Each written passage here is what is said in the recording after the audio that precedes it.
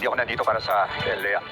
Nandito ako para kay Ramon Montenegro. Ramon, what is it again this time? Lumulutang na ang balita na buhay pa ang kaibigan niyo. Dahil ito sa naging gulo sa San Dimas, putok na ang pangalan niya, lalo na sa presinto ng Quiapo. Gusto niya, gawan niyo ito ng paraan.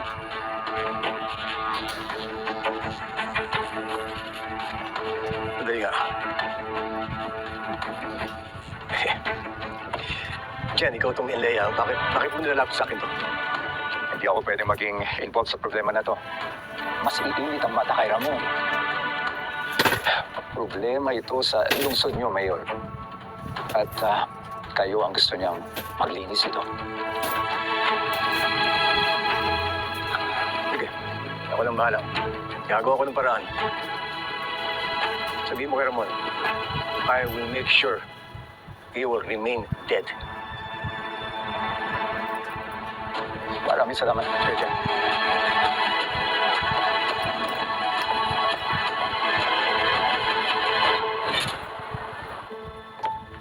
Sir.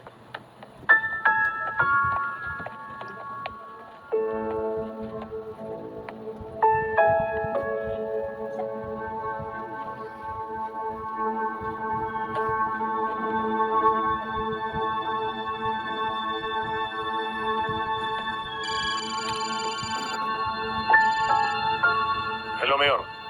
Colonel, lumulutang ang pangalan ni Ramon Montenegro.